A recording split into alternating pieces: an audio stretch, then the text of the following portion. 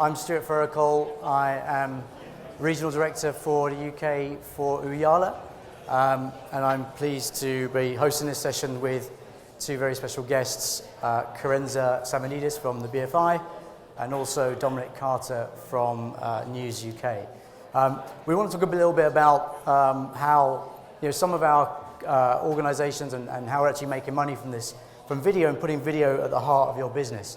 And just to introduce Uyala really very quickly, we have about 500 customers around the world. We're a SaaS business. We're in the business of helping broadcasters and publishers monetize short form, long form video. Whether you are an Arsenal or a sports brand who are really interested in where your fans are around the world, how you're engaging with pockets of fans that may not be in your home country, whether in Malaysia or Singapore, and how you actually monetize them with different models, because not all models are alike in every country, through to people who are running subscription businesses. And we see quite a lot of growth actually in what we call niche SVOD or niche subscription. We're going to hear from Karenza a lot more around that.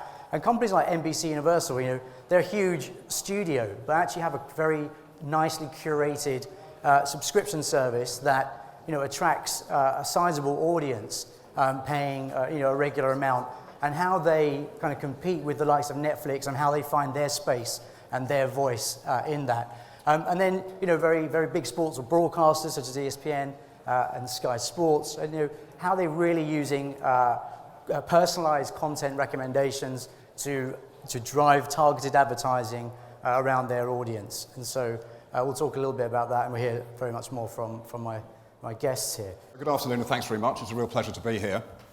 Today I'm going to tell you how video has become completely central to what we do at News UK and how it's driving our thinking and our publishing strategies across the next few years. So over the last couple of years, I think there's been a major shift in the way that we approach digital content, especially when it comes to video. So in the past, we would handcraft our homepage many times a day, and we'd lavish loads of attention on it in much the same way that we do with the front pages of our newspaper editions. We'd rely on the brand power to drive people in from their browser, and we'd hope to then circulate them around all the rooms in our digital home. And this is the shift. There are huge audiences today, grouped around the open internet, who are making a choice. And their choice is they only want to consume content within their chosen ecosystem, whether it's Facebook Instant Articles, whether it's Google AMP, YouTube, or Snapchat. And that's fine for us. So we'll be launching on Snapchat a dedicated edition of The Sun, which will be the first UK publisher to produce UK-specific content on this emerging platform. So we're really excited about it. Here's an opportunity for us to partner with Snapchat and create engaging content for a gender-neutral, under 30, exclusively mobile audience. So if it's about storytelling, how we tell these stories with humour, analysis and candour gives people the clarity, meaning and balance to sometimes complex and divisive issues. So here's the good news. Storytelling with video can take the emotional engagement with stories to a whole other level. But we're not just doing it on our own. So I'm sure many of you know that a couple of years ago we acquired a company called Storyful, which is the world leader in licensing viral news content. And more recently, Unruly, which is a leading programmatic platform for social video advertising. And whilst we have broadcast quality studio and post-production facilities in our newsrooms, we also work with a network of talented independent producers, like The Smalls, Atomized, and Crane TV. We also make bespoke video content in partnership with brands. So I've been asked to give you a whistle-stop tour of BFI's online video activity to date. I wanted to talk to you today about why we are invested so heavily in online video. And it wasn't that we started with online video as being an answer. In 2012, we had to publish our strategy for the next 5 years. And a key part of what we needed to do was to evolve our presence beyond our London base. It was also about increasing access to the film archive that we have. And also, as a not-for-profit organisation where the majority of our funding comes from government grant and aid, we needed to look at other revenue-generating activity. So we threw all of that into the mix and came up with BFI Player, which is our video-on-demand service. So what emerged was a clear need for a subscription service which included all of that content within it, which is BFI Player Plus. The other side of the paid-for premium side of the service is focused on predominantly new releases. We're on web across desktop, mobile and tablet, and we launched a Samsung TV app as well. What we're finding is that there's a real demand, as Stuart said, that for people who want to watch content on different devices at different times of the day, it's very important for our feature films to be able to be watchable on TVs, and that's one of our key focuses moving forward. Can you tell me at The Sun, with your video activity, what's been the sweet spot in terms of duration? You know, are you going for 1 minute, 3 minutes? I think it varies. So if you that Arsene Wenger one was I think it's 150.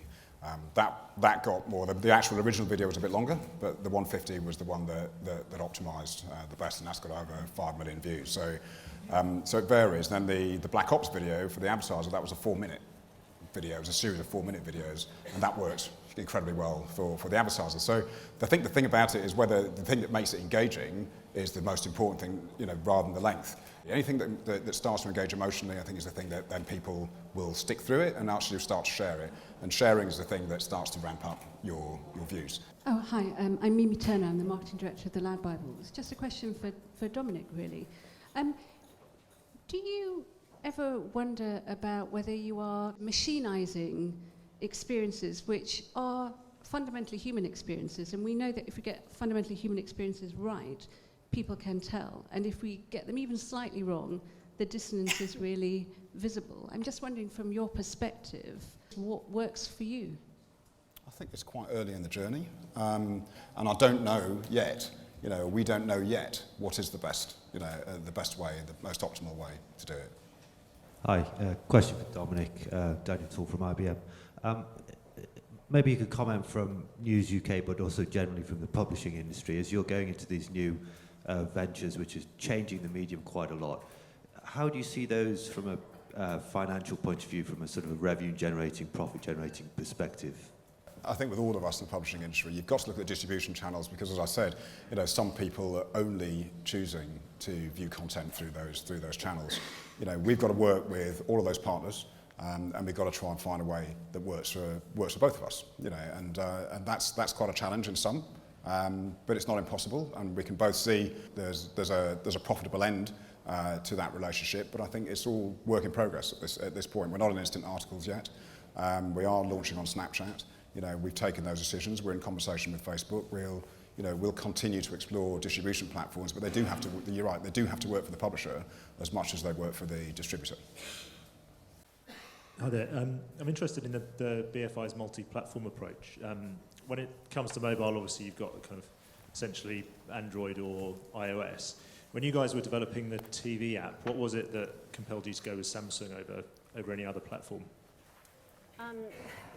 Market share and install base, really. I think when we made the commitment to launch with Samsung, it was at early stages of streaming sticks. So, for example, if I was to do it again now, I might rethink that and actually prioritise Chromecast or Fire TV or one of the other streaming devices, or Apple TV even beyond that. But at the time, Samsung was the obvious choice because they have 50% market share of the smart TV market. So, and also we have relationships with them through sponsorship, etc. as well. So there was additional marketing support that they could provide, which was obviously highly valued by us. I have a question. So both your organisations have experimented or tried different monetisation models, from ad-funded paywalls, particularly The Sun was behind the paywall, now it's not, and subscription and transactional revenue. Could you share your experiences around, is there a holy grail, is one working better than the other, and share some of that with the room? They both work really well. I think the reality is, if you look at the Times, we've got 409,000 subscribers. We've been publishing for over 230 years. We know a lot about our audience since we've gone through the subscription business, as we've developed the subscription business over the last 5, nearly 6 years now. And I think it's proven that that's a model that works. And as many of you will know, you'll have seen that the Times would have gone into profit for the first time in 230 years. So I think it works on the Times brilliantly well. The Sun has always been a product that operates best at scale. The subscription model that we had, and whilst we've had, I can't give you the exact number, I do know what it is, but it's not for public consumption. But we ended with 220,000 subscribers, which in anyone's book you'd say that's a good number of people that are willing to subscribe and pay for content that in this world everyone seems to believe should come for free. But the reality is, as I said, if your start point is that you're a scale business, and The Sun is a scale business, I think that we've had to make the decision that we did at the end of last year to say that we need to operate in a different marketplace with The Sun than we do with The Times. But I think in both cases, I'd say it works, because going free on The Sun has allowed us to build audiences really fast, and I think with our new website that launches in a month or so, I think we'll see that scale up again. And with The Times, we're continually developing our proposition there. People on The Times enjoy edition-based content, so you'll see us expanding that over the next month or two as well. I think for us, obviously, subscription is more of a holy grail, because once you've got people in and they're subscribing, then you're getting a bankable monthly revenue stream, which obviously you can't rely on where you're getting people to pay on a pay-per-view basis. But I think in order to actually validate that and actually make it work, it has to include content that people genuinely value and that they can't get elsewhere, or present it in a way that people can feel like they can't find anywhere else, or that they value more than anything else. So for us, subscription is very much about, first of all, getting a bankable revenue stream, which isn't immediately apparent or available through transactional video on demand, but also about harnessing a whole range of content that people couldn't find anywhere else in a way that, and providing it to them in a way that they wanted to access it. So we did quite a lot of research with customers first, before we launched video and before we launched subscription, to make sure that we got the proposition right from a content perspective. And then obviously we were ticking both boxes from an audience perspective as well as a business perspective. Great, thank you. And I think that brings us to the end of the session. So I'd like to thank my panelists, Karenza and Dominic, and thank you.